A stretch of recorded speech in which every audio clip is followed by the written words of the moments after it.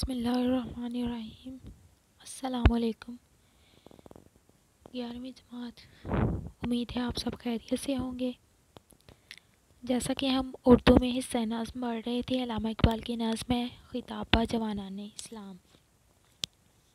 اس کے پہلے 2 اشعار پڑھ چکے تھے، آج ہم شعر نمبر 3 کریں گے۔ تمدن آفری خلاق آئین جہاں داری، وہ صحرائے عرب یعنی شتربانوں کا گہوارہ۔ تمدن رہن سہن کے طور طریقے، آفری بنانے والے، خلاق بنانے والے، آئین قانون، جہاں داری حکمرانی، شتربان اونٹ چرانے والے، گہوارہ مسکن جھولا۔ اس میں شاعر بیان کرتے ہیں کہ دشت عرب جو کہ اونٹ چرانے والوں کا مسکن ہے، اس کے مکینوں نے رہن سہن کے طور طریقے وضع کیے اور دنیا کو حکمرانی کے قانون و دستور سے آگاہ کیا۔ اس شعر میں شاعر نوجوان مسلم کو مخاطب کر کے کہتے ہیں کہ تو جس قوم کا فرد ہے وہ عرب کے صحرا سے تعلق رکھتی ہے۔ عرب کو 2 اطراف سے سمندر چھو کر گزرتا ہے، پھر بھی معجزاتی طور پر یکتا صحرائی ہے۔ اس سے ملحقہ ممالک یمن و عمان وغیرہ کافی زرخیز ہیں۔ صحرا کے جغرافیائی حالات اونٹوں کے لیے مرغوب ہوتے ہیں۔ صحرا میں صرف خاردار جھاڑیاں اگتی ہیں جو کہ اونٹ کی من پسند غذا ہے۔ صحرا کا ریتیلا علاقہ اونٹ کے چلنے کے لیے عین موزوں ہوتا ہے، شاید اسی لیے مغربی دنیا اسے ریگستان کا جہاز قرار دیتی ہے۔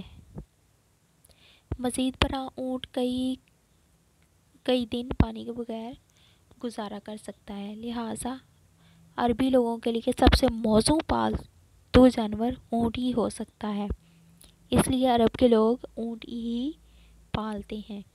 تمام دنیا میں سب سے زیادہ اونٹ عرب ہی میں تھے۔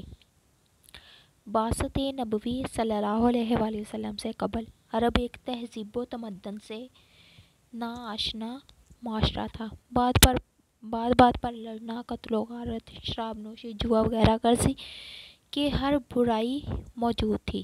جب خدا کا بحر رحمت جوش میں آیا تو ان میں امام الانبیاء حضرت محمد صلی اللہ علیہ وآلہ وسلم کو مبعوث فرمایا۔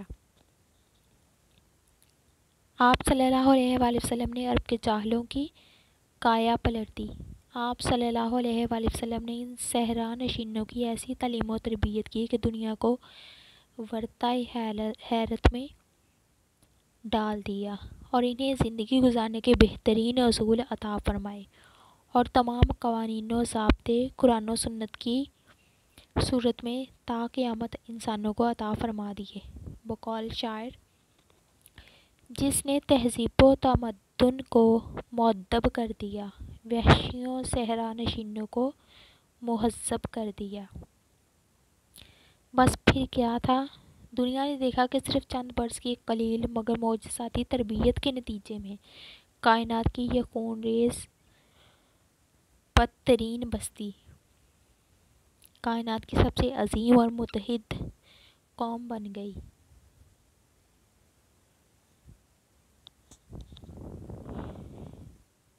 وہ لوگ جو ایک دوسرے کے خون کے پیاسے تھے، ایک دوسرے کے بھائی بن گئے۔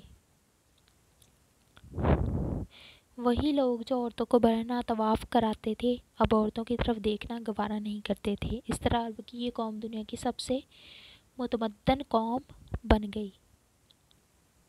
پہلے مصرعے میں دوسری بات، اقبال نے دنیا کو حکمرانی کے قوانین سکھانے کے بارے میں کی ہے۔ حضور صلی اللہ علیہ وآلہ وسلم کی سربراہی میں قائم شدہ ریاست مدینہ کسی بھی حاکم کے لیے بہترین نمونہ ہے۔ اقلیت کے ساتھ برتاؤ کا معاملہ ہو تو میثاق مدینہ ایک مثالی نمونہ ہے۔ عدل و انصاف کی بات ہو تو دنیا کے سب سے بڑے عادل کا عدل دیکھیے، جو سفارش رد کرتے ہوئے بنی مخزوم کی فاطمہ نامی عورت کے لیے سزا تجویز کر رہے ہیں۔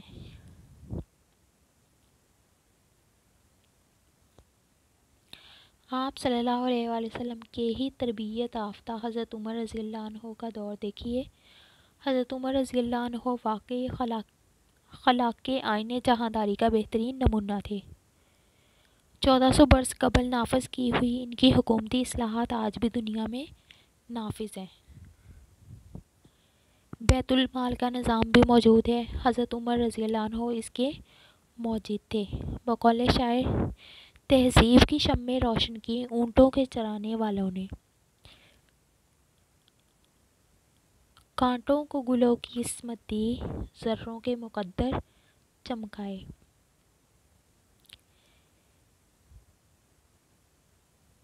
اسی حوالے سے آپ شیئر کریں گے، غرض میں کیا کہوں تجھ سے کہ وہ صحرا نشیں کیا تھے، جہاں گیرو جہاں دارو جہاں بانو جہاں آرا۔ یہ تھا شعر نمبر 3۔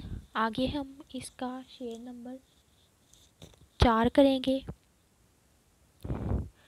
سما الفقر فخری کا رہا شان امارت میں، باب و رنگ و خال و خط چا حاجت روئے زیبارا۔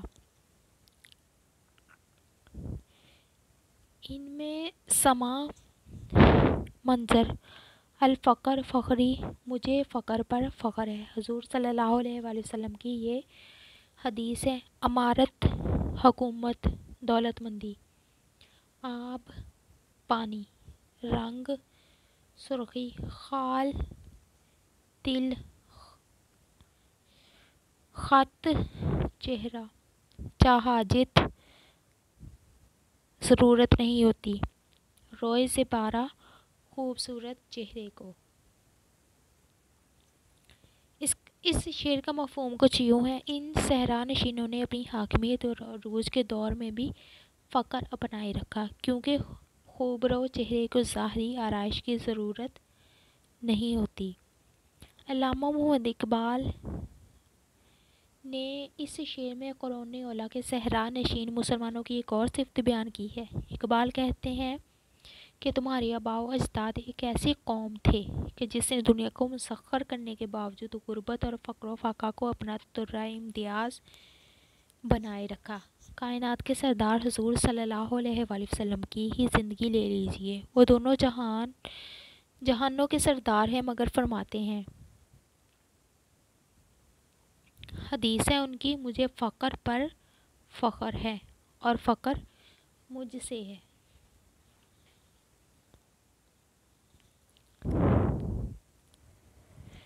حضرت عائشہ صدیقہ رضی اللہ عنہا فرماتی ہیں، بعض اوقات گھر میں 3 روز تک چولہا نہ جلتا تھا۔ خندق کی کھدائی کے دوران صحابی نے آ کر پیٹ پر بندھا ہوا پتھر دکھایا تو آپ صلی اللہ علیہ وآلہ وسلم نے قمیص مبارک اٹھائی تو صحابی رضی اللہ عنہ یہ دیکھ کر حیران ہوا کہ پیٹ مقدس پر 2 پتھر بندھے ہوئے ہیں۔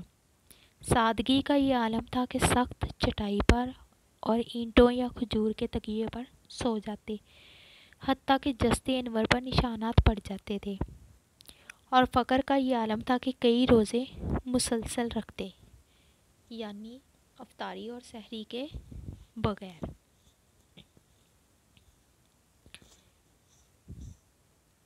یروشلم کے صلح نامے کی تحریر کے وقت صحابہ نے آپ رضی اللہ عنہ کو قیمتی لباس زیب دن کرنے کو کہا تو آپ رضی اللہ تعالیٰ عنہ نے فرمایا، حضرت ابو بکر صدیق رضی اللہ تعالیٰ عنہ نے فرمایا، خدا نے ہمیں اسلام کی عزت دی ہے جو کہ اصل عزت ہے۔ اسی حوالے سے آپ شیئر کریں گے، امیر اور لشکر کی تھی ایک صورت، فقیر اور غنی کی بھی تھی ایک حالت، لگایا تھا مالی نے ایک باغ ایسا نہ تھا جس میں چھوٹا بڑا کوئی پودا۔ یہاں علامہ اقبال نے یہ مصرع عصر حاضر کے مسلمان نوجوان کو احساس دلانے کے لیے استعمال کیے کہ تیرے آباء و اجداد جن کی حکومت آدھی دنیا تک پھیلی ہوئی تھی بالکل سادگی سے زندگی بسر کرتے تھے۔ حضرت عمر رضی اللہ عنہ جیسا کہ پہلے بیان ہو چکا ہے نہایت سادہ تھے، مگر کیسر و کسرا ان کے نام سے لرزائے بڑا ندام تھے۔ لیکن اے نوجوان، آج تو جس قدر نکمے پن اور عیش و عشرت کا شکار ہو گیا اسی قدر خوار ہوا ہے۔ یہ تھا اس نظم کا شعر نمبر 4۔ امید ہے آپ کو سمجھ آ گئی ہوگی۔ کل تک کے لیے دیں اجازت۔ اللہ حافظ۔